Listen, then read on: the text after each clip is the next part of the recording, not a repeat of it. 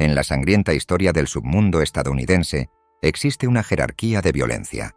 Están los empresarios como Arnold Rothstein, que consideraban el asesinato un gasto desafortunado en su contabilidad. Están los caudillos como Al Capone, que usaron la brutalidad como estrategia para expandir su territorio. Y luego existe una tercera categoría, una categoría tan oscura y depravada que desafía la lógica del crimen organizado. Este es el reino del psicópata puro, los hombres que no mataron solo por dinero o poder, sino porque el acto de matar alimentaba a una bestia hambrienta dentro de sus almas. En el caos rugiente del Chicago de la década de 1920, una ciudad donde la muerte era moneda corriente, un hombre se distinguía no por su riqueza, sino por su brutalidad. No era un jefe que se sentaba tras un escritorio fumando puros mientras otros hacían el trabajo sucio. Era un soldado de primera línea que disfrutaba visceral y aterradoramente destruyendo vidas humanas. Fue el primer gángster de la ciudad en desatar el fuego infernal de una metralleta Thompson en la vía pública, lo que le valió su legendario apodo, la máquina de escribir de Chicago. Inventó el escalofriante viaje de ida, un método de ejecución tan efectivo que se convirtió en el procedimiento operativo estándar de la mafia durante el siglo siguiente. No solo mataba a sus enemigos, los torturaba con crueldad medieval, partiendo huesos en tornos y mutilando cuerpos mientras aún respiraba. Era un hombre tan inestable, tan consumido por la psicosis alcohólica, que incluso el todopoderoso Al Capone, el hombre que gobernaba Chicago con puño de hierro, se alió con él no por codicia, sino por miedo genuino. Mientras otros mafiosos aspiraban a convertirse en Mad Men o Donald, este hombre solo buscaba convertirse en una pesadilla. Su nombre se susurraba en bares clandestinos y comisarías, siempre con escalofríos. Era la encarnación de los impulsos más oscuros de la ciudad. Para comprender al monstruo, primero hay que comprender el laboratorio que lo creó. La Chicago de finales del siglo XIX no era una ciudad, era una olla a presión de ambición, suciedad y supervivencia.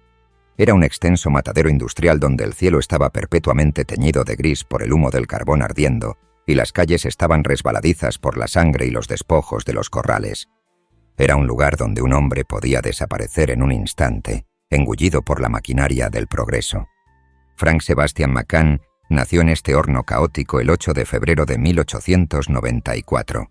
Fue el primogénito de John y Maddie McCann, una pareja que vivía a la sombra de las chimeneas de la ciudad. Para el observador externo, los McCann eran una respetable historia de éxito como inmigrantes. John McCann, el padre de Frank, había huido de la pobreza aplastante del condado de Antrim, Irlanda, en 1884. Formó parte de la gran ola de diáspora irlandesa que escapaba de los persistentes fantasmas de la hambruna y la desesperanza de una tierra colonizada. Cuando John desembarcó en Castle Clinton, Nueva York, no llevaba nada más que la ropa que llevaba puesta y un ardiente resentimiento hacia la autoridad. Se dirigió al oeste, 1.280 kilómetros hasta la floreciente metrópolis de Chicago, en busca de una porción del sueño americano. Pero el sueño que John McCann encontró fue duro e implacable. Empezó como obrero, dejándose la piel en las fundiciones de la ciudad, pero pronto se dio cuenta de que el verdadero poder en Chicago no residía en las fábricas, sino en los bares. El bar era el corazón del barrio irlandés. Era el banco, el centro comunitario, la sede política y la oficina de contratación, todo en uno. John ascendió de barrer pisos a dirigir su propio establecimiento en la calle North Dearborn. Este era Little Hell, un barrio que se ganaba su nombre cada noche. Aquí John McCann aprendió la verdadera moneda de cambio de la ciudad, la corrupción. Se codeó con concejales que vendían votos por whisky y capitanes de policía que vendían protección por oro. Aprendió que la ley no era un muro rígido, sino una valla flexible que podía moverse al precio justo. Con sus ganancias ilícitas, John compró una casa respetable en el 3607 de South Ellis Avenue, en el barrio de Douglas. Fue allí donde Frank se crió, pero las paredes de esa casa ocultaban un secreto aterrador. John McCann era un hombre del viejo mundo, un hombre que creía que los niños eran propiedad para ser moldeados, y que la única herramienta para moldearlos era el dolor. Era un tirano en su propio hogar. El joven Frank no nació siendo un asesino. Al parecer, era un niño con talento académico, inteligente y perspicaz, pero su padre consideraba cualquier signo de independencia como rebelión. En el patio trasero de su respetable hogar, John erigió un poste de azotes, símbolo del terror doméstico.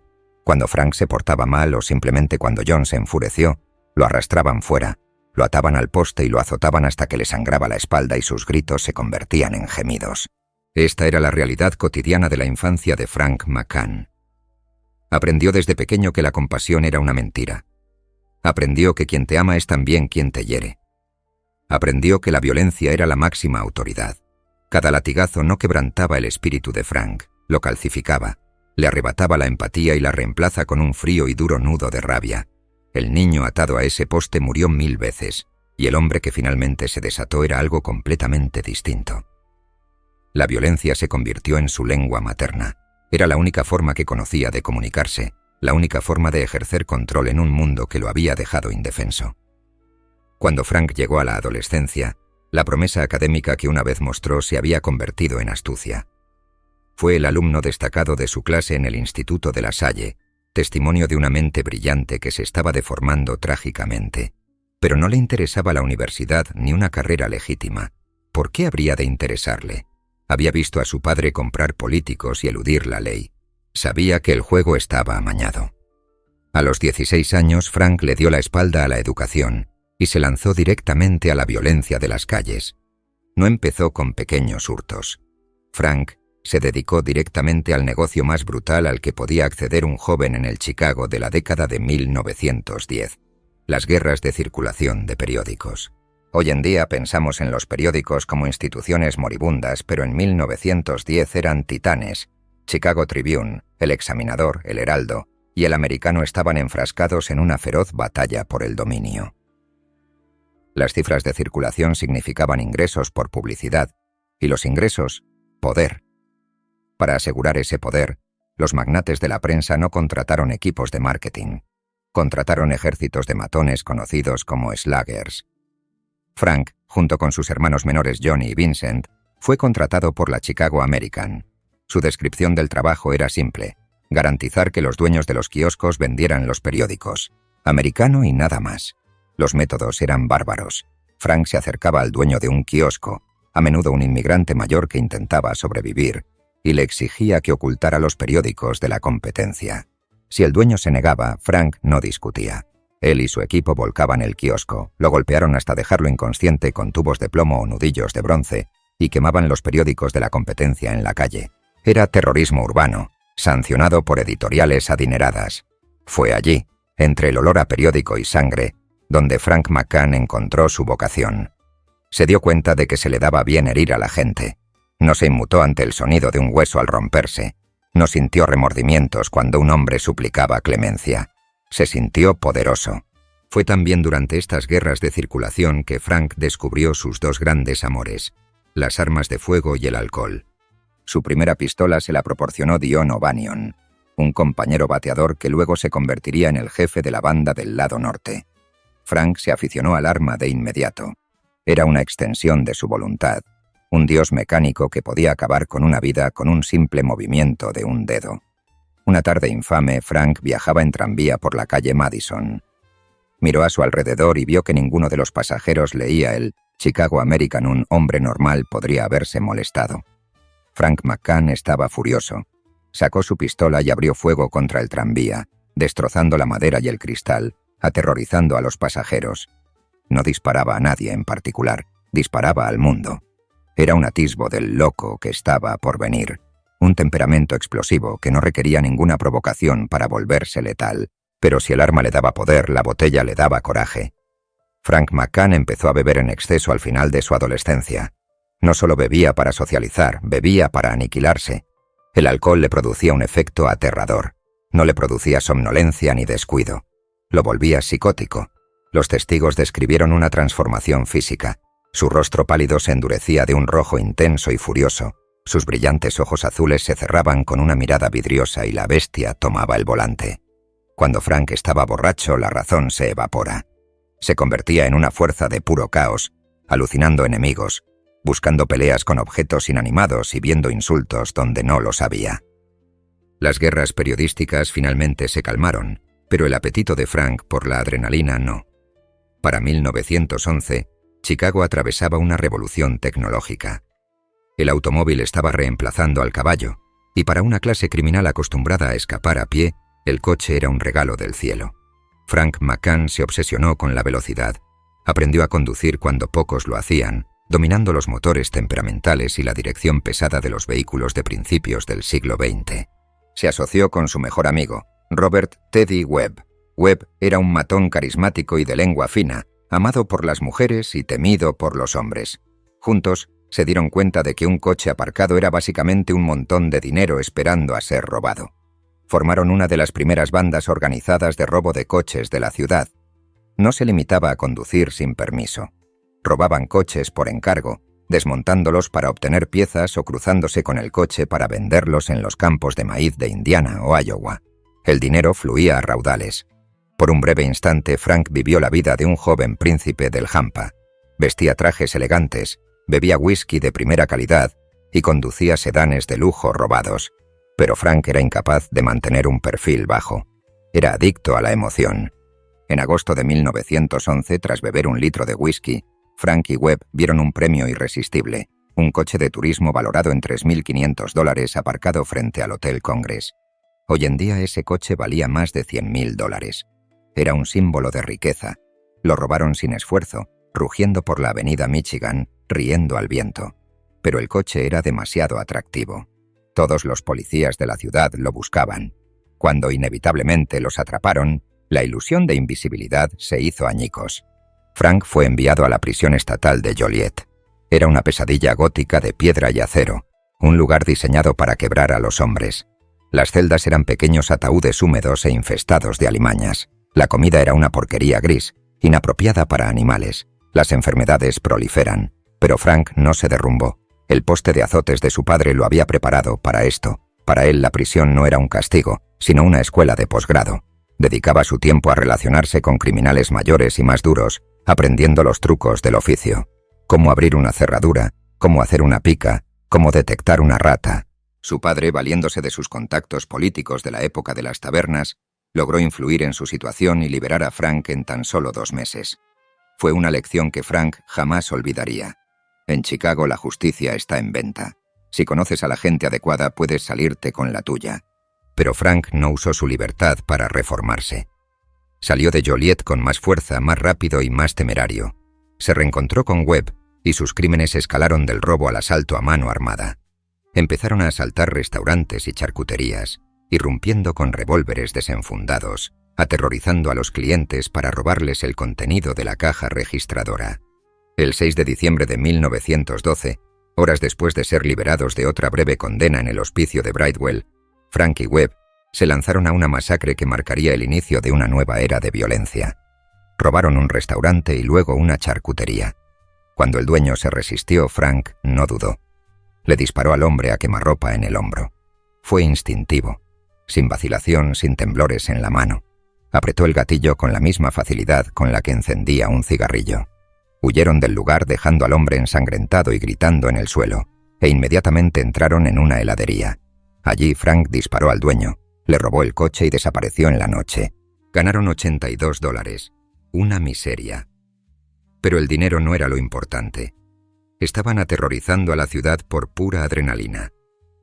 Para enero de 1913, los Auto Bandits, como los apodaba la prensa, eran los hombres más buscados de Chicago.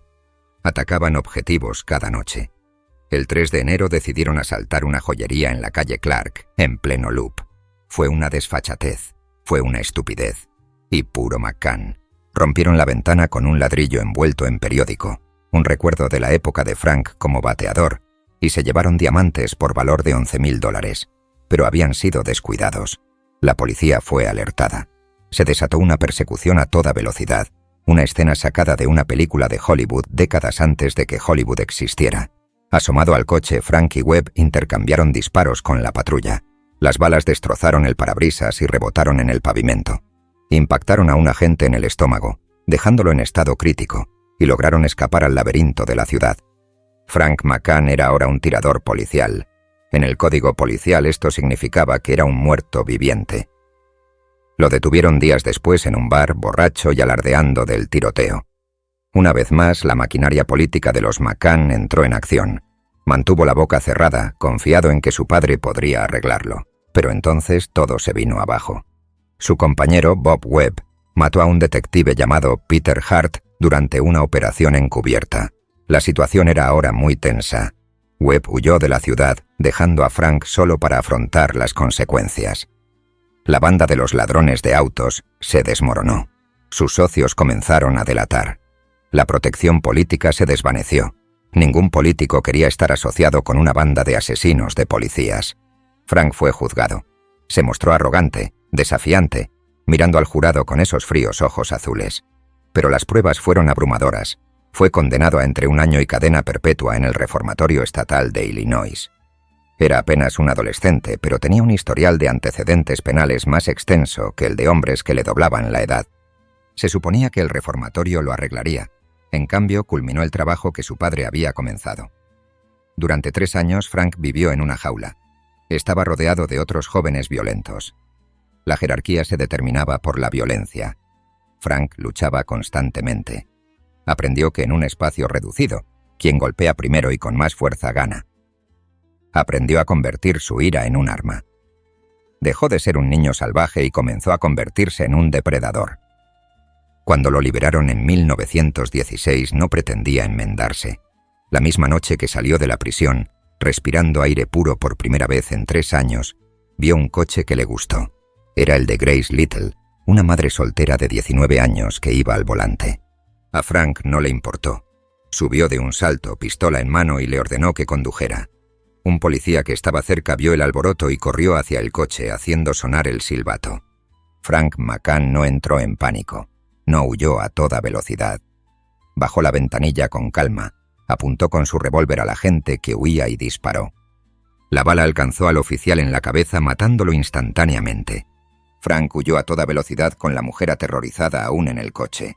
Finalmente la dejó ir, ilesa pero traumatizada, en un suburbio. Llevaba menos de 24 horas en libertad y ya había cometido un asesinato capital. Este fue el momento decisivo. Frank McCann ya no era un ladrón ni un matón. Era un asesino de policías. Era un hombre que veía la vida humana como un obstáculo que debía eliminarse. Fue capturado poco después e identificado por Grace Little. Lo enviaron de vuelta a Joliet, pero esta vez se adentra en la oscuridad más profunda. Lo colocaron entre los condenados a cadena perpetua, los asesinos, los desesperados. La prisión era una máquina trituradora de miseria. Pasó 5 años en ese infierno. Las condiciones eran medievales. Los hombres se enloquecen por el aislamiento y la brutalidad de los guardias. Pero Frank prosperó, fortaleció su cuerpo, haciendo calistenia en su diminuta celda hasta convertirse en un bloque de músculos. Fortaleció su mente, apagando cualquier resto de empatía que le quedara. Se dio cuenta de que el mundo exterior era solo una versión más grande del patio de la prisión. Los fuertes toman lo que quieren y los débiles sufren. Mientras Frank permanecía en su celda, agudizando su mente y su odio, el mundo exterior cambió. En 1920, el gobierno de Estados Unidos aprobó la 18ª enmienda. La prohibición había llegado. De la noche a la mañana, los gánsteres de Chicago dejaron de ser ladronzuelos y se convirtieron en los proveedores del producto más codiciado del país. El alcohol era ilegal, lo que significaba que era oro líquido. Las calles de Chicago estaban a punto de inundarse de dinero, y ese dinero se disputaba con una violencia sin precedentes en el país. Cuando Frank McCann salió de Joliet en 1921, entró en un mundo nuevo. Tenía 27 años, estaba en la ruina. Era un asesino convicto, pero vio el caos de la prohibición en Chicago. Los bares clandestinos que aparecían en cada esquina, los camiones cargados de barriles de cerveza que retumbaban por las calles, y sonrió. No vio una ola de delincuencia, vio una oportunidad de negocio, y sabía exactamente qué habilidades se requerían para triunfar en esta nueva economía. Los empresarios necesitaban fuerza, necesitaban hombres que pudieran matar sin vacilar, necesitaban monstruos, y Frank McCann era el monstruo perfecto para el trabajo. Las raíces del mal eran profundas. La tierra había sido labrada por el látigo de su padre, regada con whisky y fertilizada con la sangre de las guerras periodísticas. Ahora la cosecha estaba a punto de comenzar. Frank McCann estaba listo para incendiar Chicago. El Chicago al que Frank McCann regresó en 1921 no era la misma ciudad que había dejado 5 años antes. Mientras se pudría en una celda de piedra caliza en Joliet, haciendo flexiones hasta que le sangraron los nudillos, y agudizando su odio a la autoridad, el mundo exterior había experimentado un cambio radical. Los cruzados morales habían ganado. La 18ª enmienda había sido aprobada. El alcohol, la esencia del South Side irlandés, el lubricante social del trabajador, la moneda de cambio de la maquinaria política, era ahora contrabando. Para el ciudadano promedio la prohibición era una molestia. Para los partidarios de la templanza era una victoria sagrada. Pero para un hombre como Frank McCann, con una mente criminal sin remordimientos, era un milagro. El gobierno, en esencia, había tomado una industria multimillonaria y entregado el monopolio a cualquiera con un arma y la voluntad de usarla. Frank no tenía un céntimo al salir de prisión, pero llevaba un currículum escrito con violencia. Era un conocido asesino de policías, ladrón y pendenciero que había sobrevivido a la prisión más dura del Estado. En la nueva economía del contrabando, estas eran cualificaciones muy valiosas, pero Frank sabía que la fuerza sin dirección era inútil. Necesitaba un general, necesitaba a alguien que entendiera el tablero de ajedrez mientras que Frank solo entendía el martillo. Encontró a su mentor en un hombre que era una contradicción andante, Walter Stevens. Si Frank McCann era un perro rabioso, Walter Stevens era el hombre que sujetaba la correa con una mano enguantada de seda. Conocido en el hampa como el decano de los pistoleros de Chicago, Stevens era una anomalía. En un mundo de analfabetos y borrachos, Stevens era un hombre culto. Vivía en un hogar tranquilo y respetable. Era un esposo devoto de una esposa discapacitada y un padre cariñoso de 3 hijos adoptados. No bebía, no fumaba, y era conocido por citar literatura clásica mientras limpiaba sus armas. Sin embargo, a esta figura de voz suave y caballerosa se le atribuye la muerte de al menos 60 hombres. Stevens operaba en el distrito de los Stockyards, un lugar que olía constantemente a grasa derretida y miedo bovino. Controlaba la distribución de la cerveza de aguja, un brebaje repugnante que se elabora tomando cerveza sin alcohol legal e inyectándole éter o alcohol industrial a través del corcho. Sabía medicina y golpeaba como un mazo, pero en una ciudad seca, los hombres pagarían un precio más alto por ella. Stevens veía a Frank McCann no como una carga, sino como un instrumento perfecto para el terror.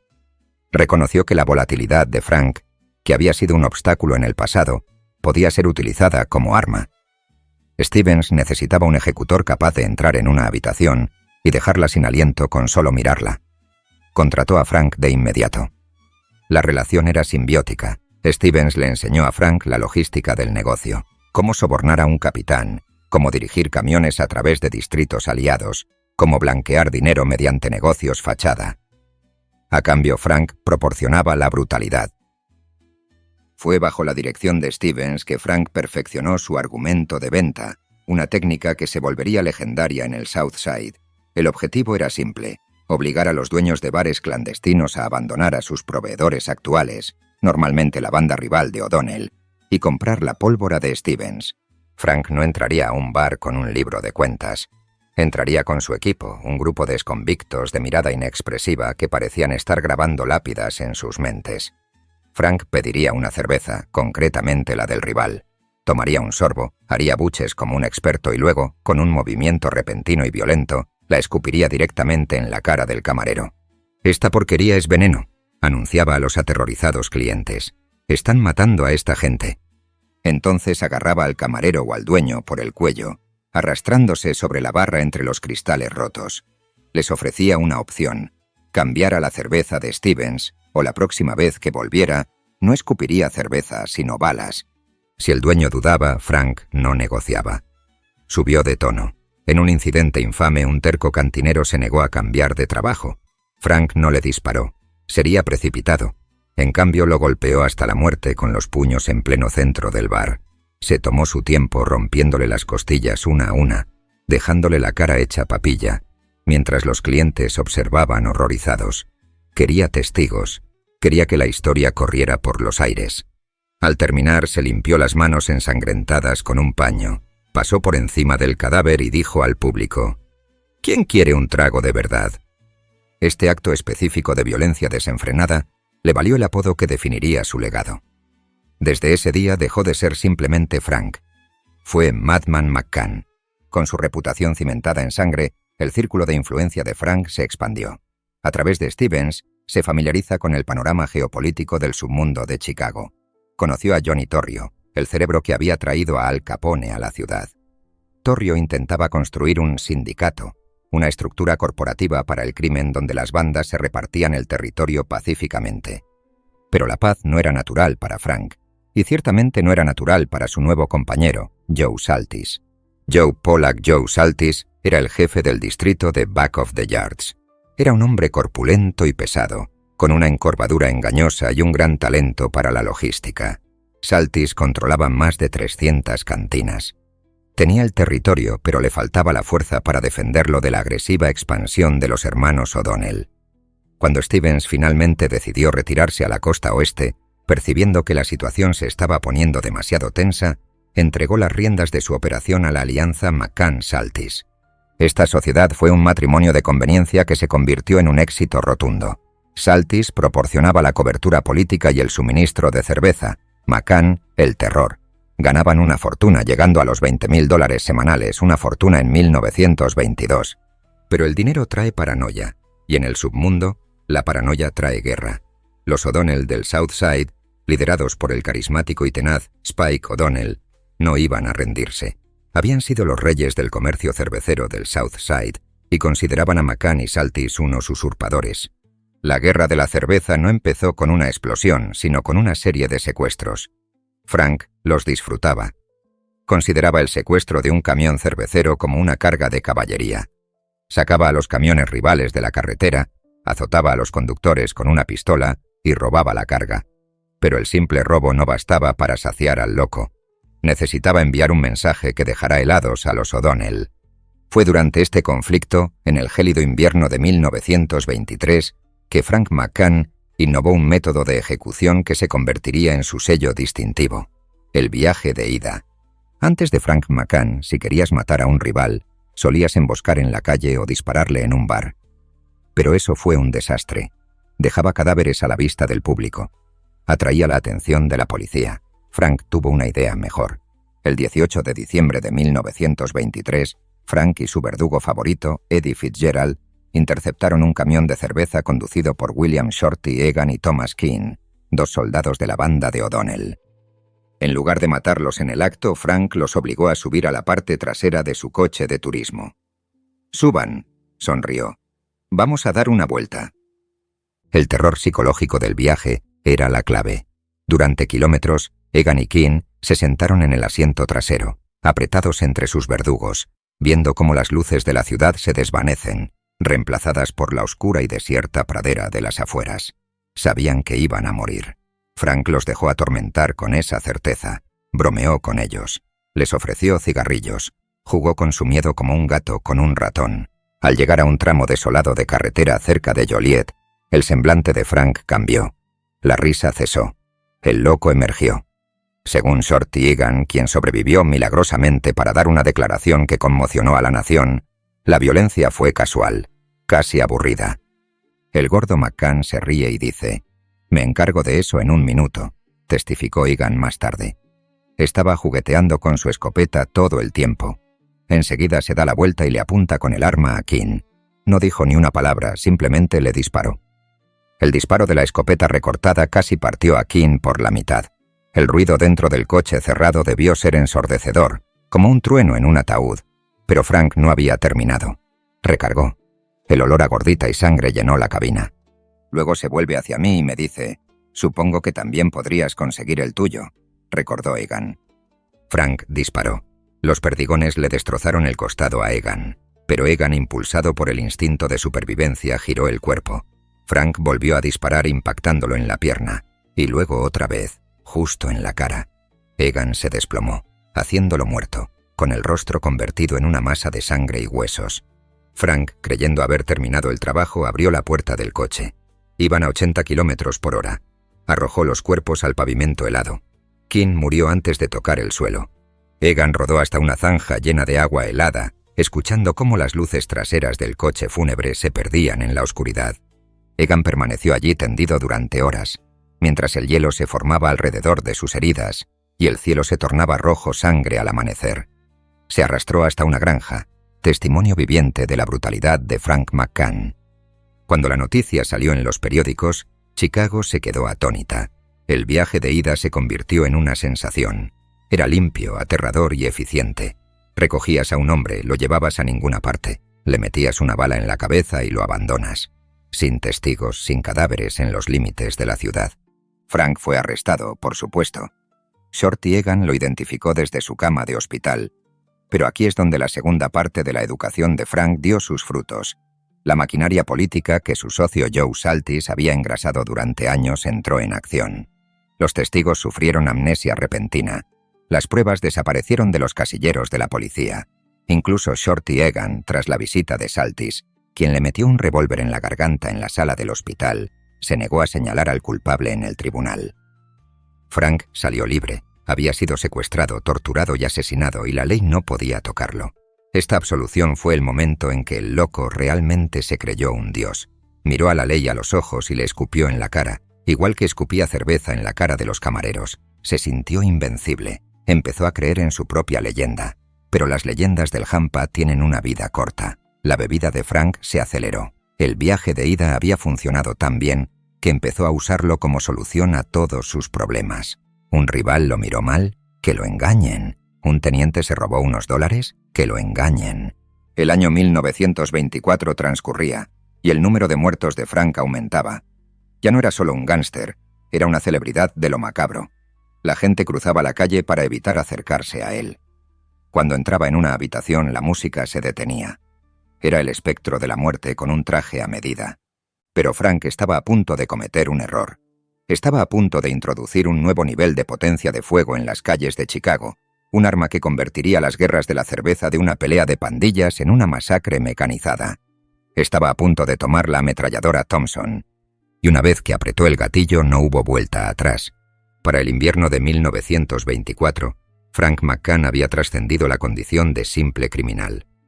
En el distorsionado universo moral de la prohibición en Chicago, se había convertido en una celebridad.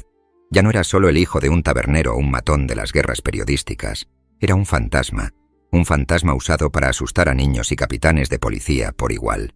Tenía dinero, tenía poder, y gracias a su alianza con Joe Saltis, contaba con una cobertura política que lo hacía prácticamente inmune a cualquier proceso judicial.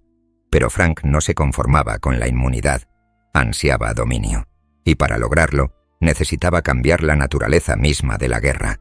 El conflicto entre la alianza Saltis-McCann y los hermanos O'Donnell se había convertido en una guerra de desgaste. Era un conflicto librado a puñetazos, porras y escopetas recortadas, armas brutales y cercanas que requerían una gran proximidad. Pero Frank era un visionario de la violencia. Observó las calles de Chicago y vio un campo de batalla propicio para la industrialización. Se dio cuenta de que las antiguas formas de matar eran demasiado lentas, demasiado desordenadas y demasiado arriesgadas. Necesitaba algo más rápido. Necesitaba algo que pudiera despejar una esquina en segundos. Encontró su respuesta en una pieza de ingeniería que se convertiría en el ícono definitorio de los locos años 20, la metralleta Thompson. En 1925 la Thompson era una rareza. Desarrollada para las trincheras de la Primera Guerra Mundial y para barrer los refugios alemanes, había llegado demasiado tarde para la guerra y ahora se vendía a departamentos de policía y rancheros adinerados. Era cara, pesada y disparaba munición del calibre 45 a una cadencia de 800 por minuto. Para el gángster promedio, era una novedad. Para Frank McCann era la voz de Dios. En aquella época solo había 3 ametralladoras Tommy en toda Chicago. Una era propiedad de la policía. Las otras 2 las había comprado Dion O'Banion, el jefe del North Side y viejo amigo de Frank de la época de los bateadores. Antes de que O'Banion fuera asesinado a tiros en su floristería, le había pasado una de estas armas a Frank. Fue un relevo de la antorcha, de un innovador violento a otro. Frank trataba el arma con una reverencia que rara vez mostraba a los seres humanos. Practicó con ella, aprendiendo a controlar su violento retroceso y a encajar los pesados cargadores de tambor en el cajón de mecanismos con un movimiento fluido. La llamaba su chopper. La prensa la llamaría más tarde la máquina de escribir de Chicago. En la noche del 25 de septiembre de 1925, Frank decidió que era hora de presentar este nuevo instrumento de muerte al mundo. El objetivo era, una vez más, Spike O'Donnell. Spike era el hombre invencible del South Side, un gángster irlandés flaco y duro como una roca que había sobrevivido a palizas, apuñalamientos y tiroteos desde un coche. Era el único obstáculo que se interponía entre Frank y el control total del negocio de la cerveza. Frank había recibido información de que Spike estaba frente a una farmacia en la esquina de la calle 63 y la avenida Western, charlando tranquilamente con un policía. La mayoría de los criminales verían a un policía y abandonarían la misión. Frank McCann vio la placa como una ventaja. Frank iba sentado en la parte trasera de un sedán oscuro, con el pesado acero de Thompson sobre su regazo. A su lado, en el asiento delantero, estaba Eddie Fitzgerald, empuñando una escopeta de 2 cañones. Mientras el coche avanzaba lentamente por la calle 63, el corazón de Frank no se aceleró de miedo, sino de euforia. Estaba a punto de hacer historia. El coche aminoró la marcha al acercarse a la esquina. La calle estaba llena de gente comprando al atardecer, tranvías y vendedores de periódicos. Spike O'Donnell estaba de pie bajo la luz de las luces de la farmacia, riéndose de algo que dijo el policía. Parecía cómodo. Parecía seguro. Frank bajó la ventanilla. El aire fresco del otoño entró a raudales. Levantó el pesado cañón de Thompson hasta el alféizar, en un momento de pura locura egoísta, un momento que resume a la perfección por qué lo llamaban el loco. Frank no pudo simplemente disparar.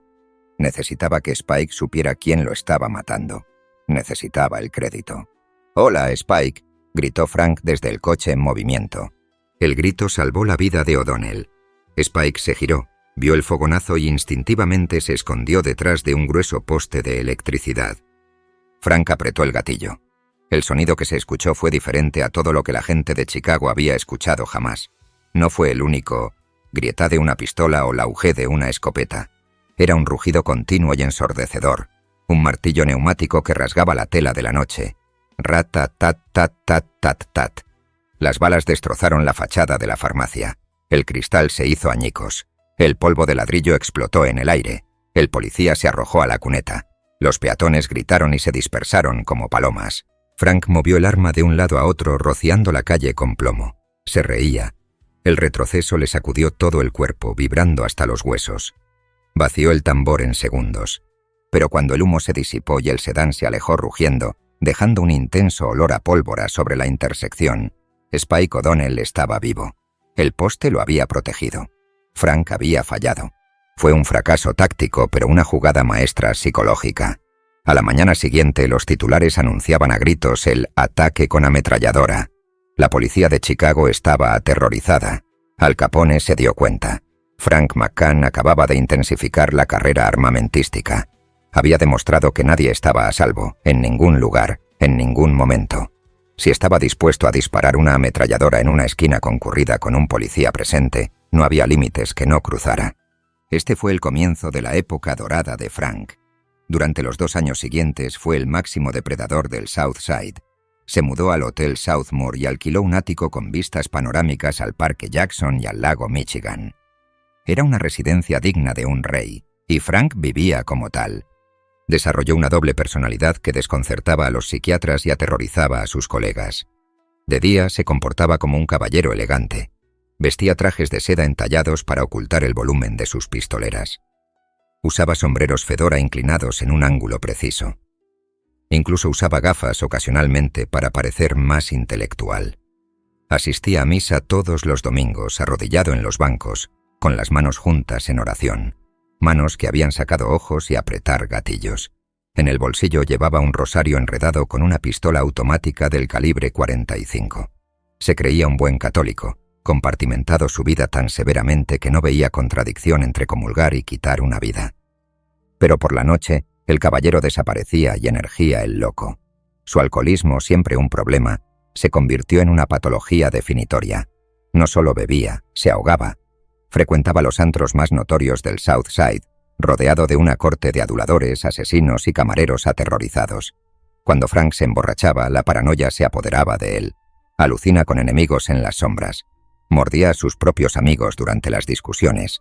Era una bomba de relojería que se reiniciaba cada mañana. A pesar del intento fallido de matar a Spike, la guerra continuó. Frank era implacable. Persiguió a la banda de O'Donnell con una obsesión inquebrantable. El 16 de octubre de 1925, pocas semanas después del tiroteo en la farmacia, Frank tuvo otra oportunidad. Él y Joe Saltis emboscaron a Spike y a su hermano Tommy en un cruce de ferrocarril. Esta vez acorralaron a los O'Donnell. Frank saltó de su coche con la ametralladora Tommy en la mano, listo para rematar el trabajo. Pero los O'Donnell no eran ovejas, eran lobos por derecho propio. En lugar de acobardarse, Spike y Tommy sacaron sus pistolas y respondieron al fuego. Un tiroteo salvaje y caótico estalló en plena calle. Las balas rebotaron en los guardabarros de los coches y destrozaron los parabrisas.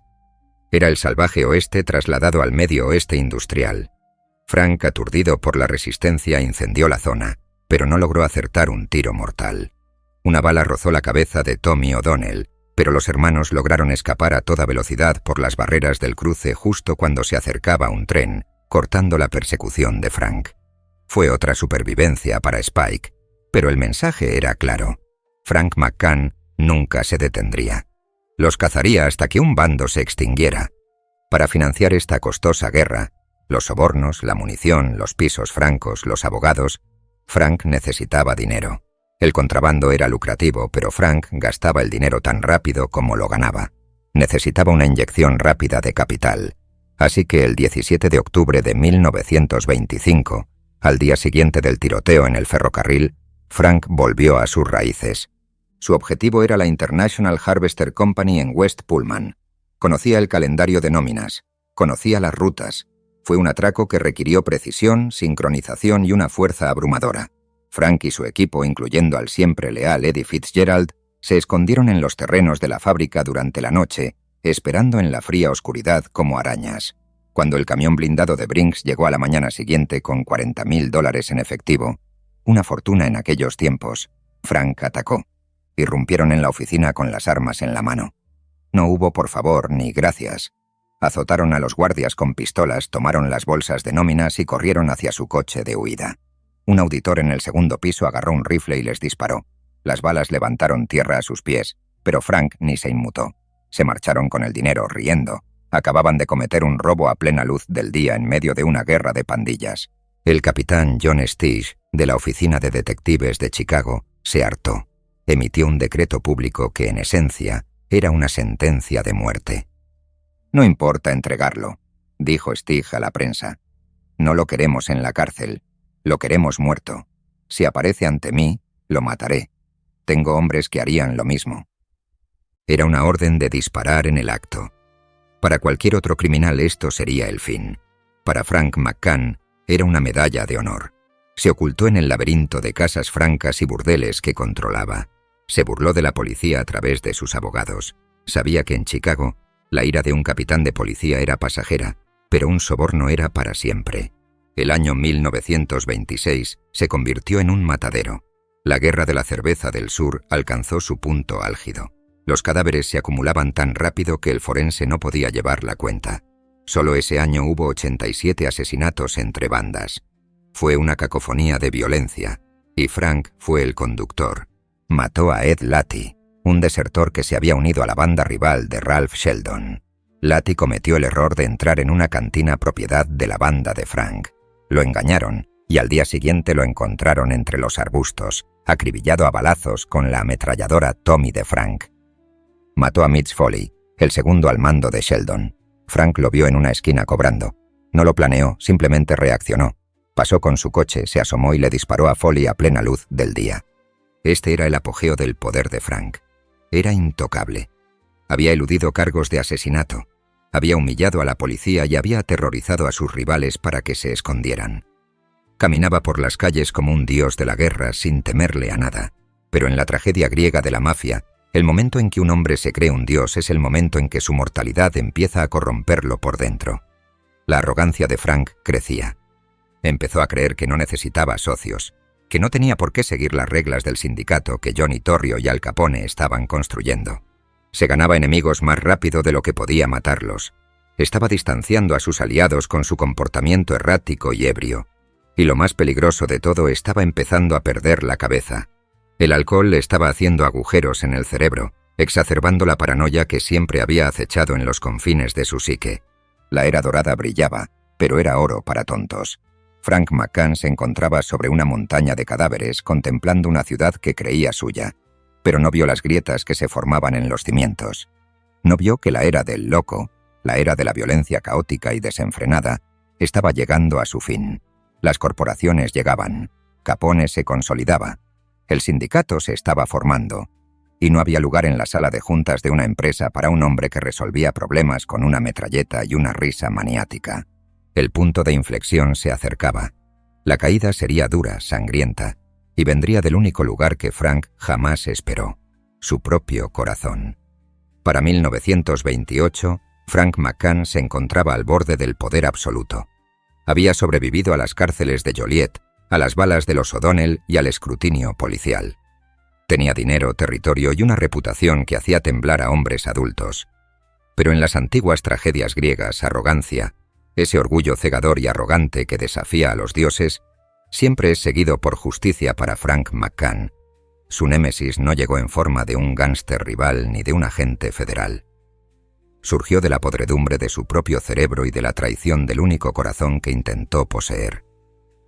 El desenlace comenzó, como suele ocurrir con hombres de su calaña, con una pequeña traición por dinero.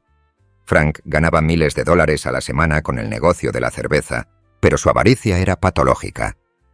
Cuando sus socios de toda la vida, Joe Saltis y Dingbat o Berta, le confiaron $5,000 para comprar un cargamento de whisky escocés, un producto que el sindicato Capone se negó a suministrarles, Frank simplemente se embolsó el dinero. Fue un insulto abrumador. Saltis y Oberta fueron quienes lo protegieron, lo rescataron y forjaron su carrera. Cuando lo enfrentaron, Frank no se disculpó, no puso excusas, se rió en sus caras. Para él la lealtad no era una vía de doble sentido, sino un recurso que podía explotarse hasta agotarlo. Este robo rompió la alianza que había gobernado el South Side durante casi una década. En una ironía que asombró al submundo, Frank se unió a su enemigo mortal, Spike O'Donnell. Los dos hombres, que habían pasado 5 años intentando matarse mutuamente con ametralladoras y escopetas, ahora se estrecharon la mano.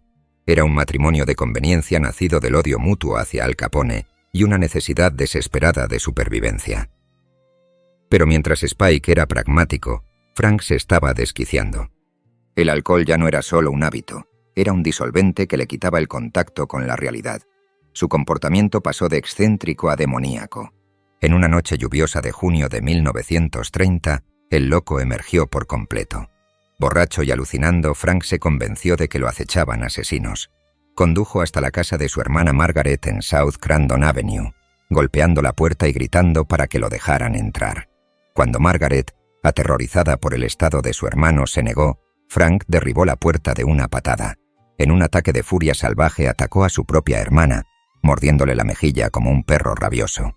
Luego salió a trompicones bajo la lluvia, escopeta en mano, y empezó a disparar a diestro y siniestro por la calle desierta, disparando a las sombras, gritando a fantasmas que solo él podía ver. Cuando llegó la policía encontraron al gánster más temido de Chicago empapado, murmurando incoherencias, librando una guerra que existía solo en su mente.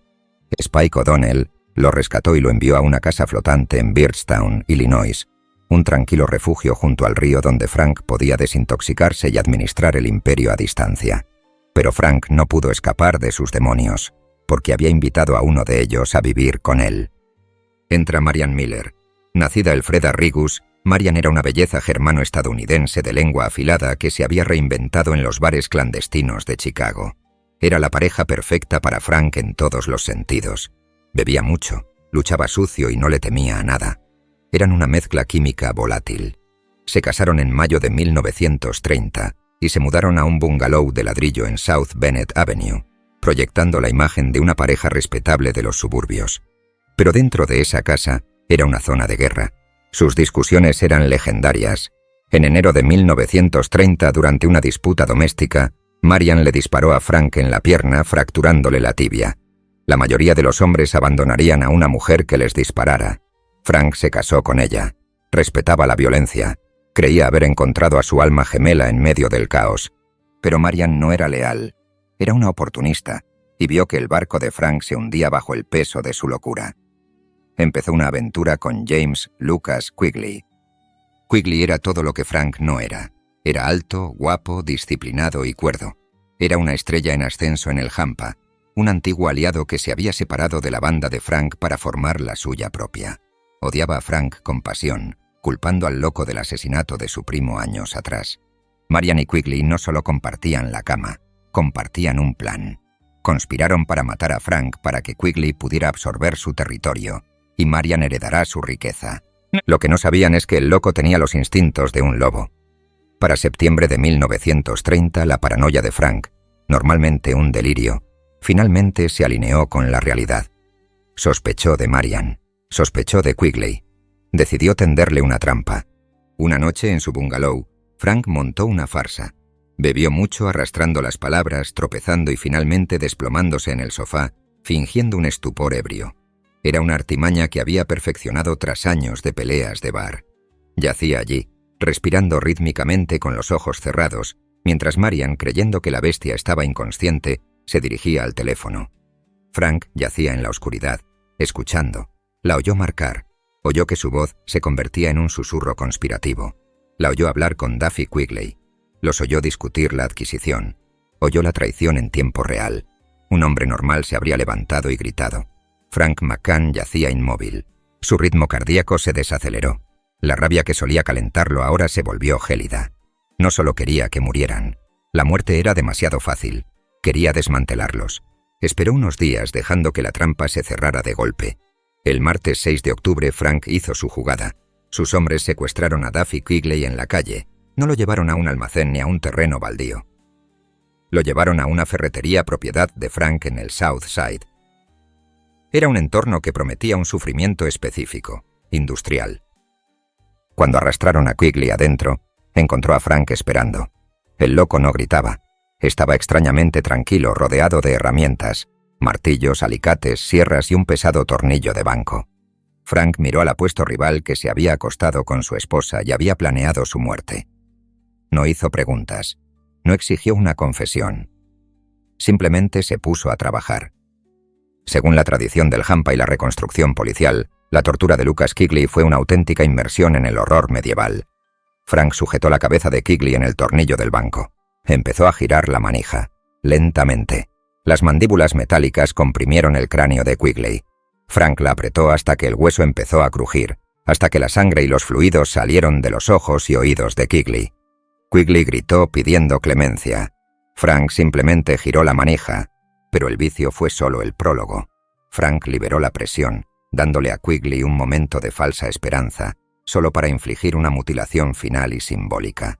En un acto supremo de emasculación y odio, Frank usó una cuchilla para cortar los genitales de Quigley mientras el hombre aún estaba consciente. Quigley murió en esa ferretería, un hombre destrozado y mutilado.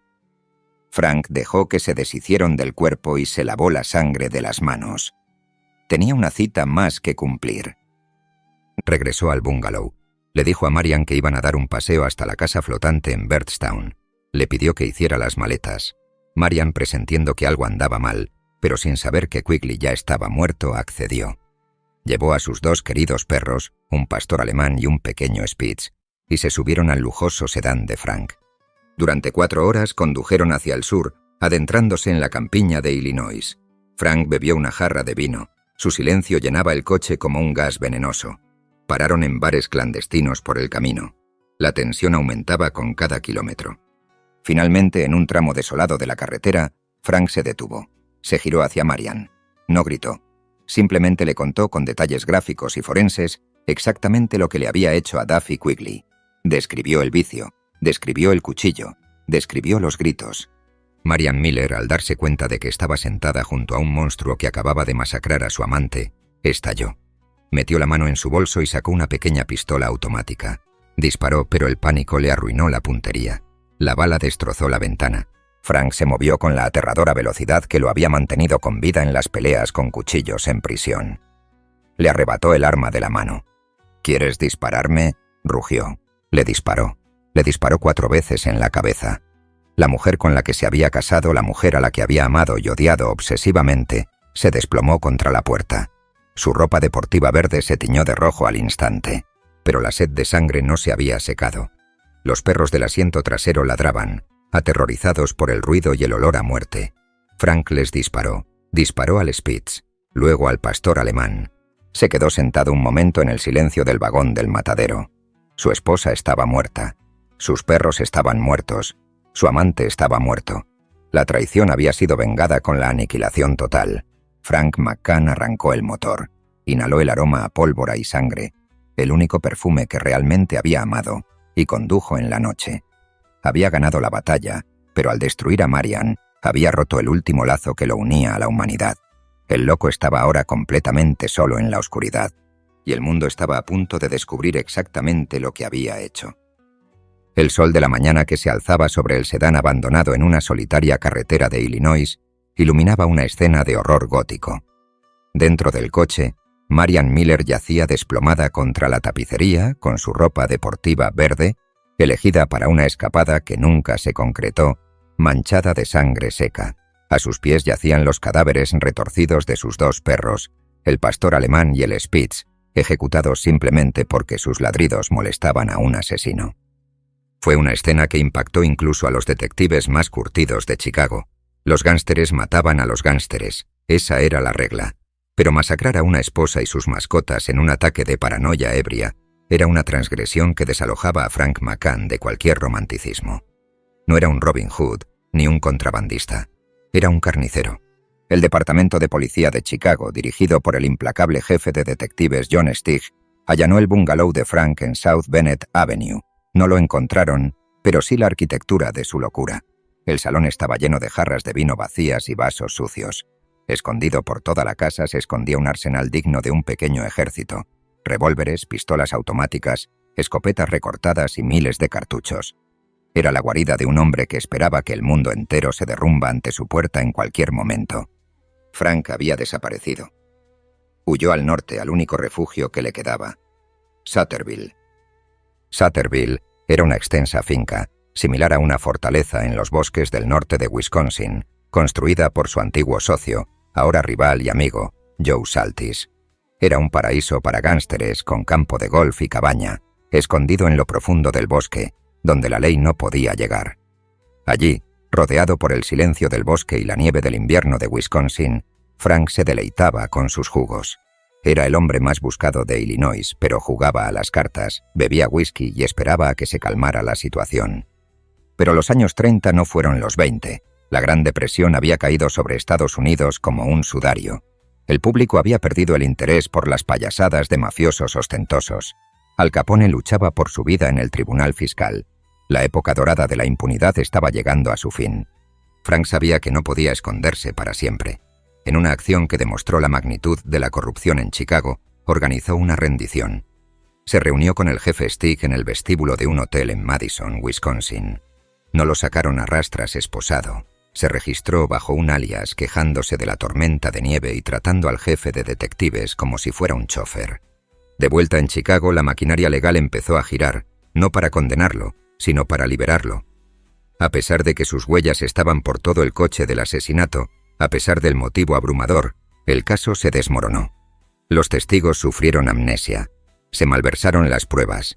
El 30 de diciembre de 1931, el Estado declaró renuencia a continuar. No lo procesaron. Frank salió del tribunal como un hombre libre.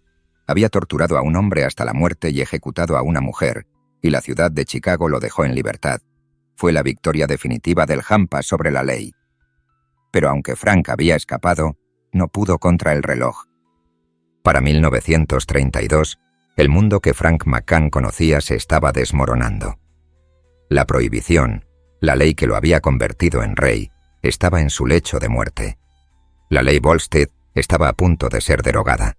El río de dinero fácil se estaba secando. Frank tenía 38 años, pero aparentaba 50. Tenía la cara hinchada por décadas de alcoholismo. Le temblaban las manos. Su hígado era una piedra endurecida en las entrañas. Era una reliquia, un dinosaurio viendo caer el meteorito. Para sobrevivir tuvo que tragarse su orgullo. Regresó a rastras al sindicato Capone, ahora dirigido por Frank Nitti y Paul Ricca, y aceptó convertirse en una banda cliente, comprando su cerveza a precios inflados solo para seguir en el negocio. Pero incluso como estado vasallo, el loco necesitaba sangre. Tenía una última cuenta pendiente. Su antiguo protegido Walter, el polaco terrible Zoliński, lo había traicionado. Zoliński se había apoderado de lo que quedaba de la banda de Kigley y estaba invadiendo el territorio de Frank. Frank no podía permitirlo. El 2 de septiembre de 1932, Frank volvió a las andadas. Siguió a Zoliński hasta un callejón detrás de la avenida Artesiana Sur. Esta vez no hubo un viaje de ida, ni tortura psicológica. Frank solo lo quería muerto. Le tendió una emboscada a Zolinsky en su coche, disparándole a quemarropa, dejando a su antiguo alumno desplomado sobre el volante con un abrigo sobre la cabeza.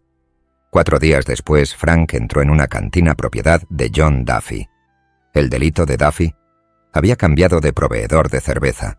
Le había comprado cerveza al gánster equivocado.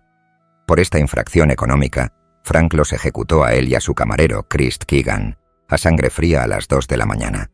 Fue un ataque de violencia sin sentido, el azote de un animal moribundo.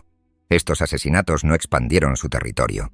No le generan dinero, eran solo los hábitos de un hombre que no conocía otra forma de existir. Tras el asesinato de Duffy, Frank huyó de nuevo y se refugió en su casa flotante en Byrdstown, Illinois. Creía que escapaba de la policía. En realidad navegaba hacia su tumba. Desde que regresó al aire húmedo y frío del río, Frank había desarrollado una tos persistente. La ignoró tratándola con whisky y negación. Pero a las bacterias de sus pulmones no les importaba su reputación. El 5 de octubre de 1932, su madre, Maggie, la mujer que lo había visto crecer desde el mejor alumno hasta convertirse en un monstruo, lo convenció de ir al hospital. Ingresó en el Hospital Schmidt Memorial. El diagnóstico fue neumonía. Antes de los antibióticos, esto solía ser una sentencia de muerte. Pero para Frank, fue peor. La infección entró en su torrente sanguíneo. Sus riñones e hígado devastados por años de alcoholismo comenzaron a fallar. Su corazón agrandado y débil entró en fibrilación. El final de Frank Loco McCann no fue cinematográfico. No hubo tiroteo con los G-Men. No hubo una última batalla con una ametralladora Tommy. Solo hubo el terror del delirio. Para el 6 de octubre su fiebre subió a 41 grados. El loco se apoderó de él por última vez. En sus pesadillas febriles la habitación del hospital se llenó de sus víctimas. Vio a Spike O'Donnell entrar por la ventana. Vio a Daffy Quigley resucitar. Vio a Marian Miller con agujeros en la cabeza. Empezó a gritar. Se retorció en la cama, arrancando las vías intravenosas. Golpeó a una enfermera en la cara, dejándola inconsciente. Hicieron falta 4 camilleros fornidos para sujetarlo y atarlo a la cama. Murió luchando, no contra la ley, sino contra los fantasmas de su propia mente. La mañana del 8 de octubre de 1932, a las 6 de la mañana, cesó la lucha. El corazón de Frank McCann dejó de latir. Estaba muerto. Cuando la noticia llegó a Chicago, el Hampa no se lamentó. No celebraron un funeral suntuoso como el de Dion O'Banion. Suspiraron aliviados. Un gánster rival llamó a la morgue de Byrdstown para confirmar la noticia. ¿Es cierto que la rata McCann ha muerto?, preguntó.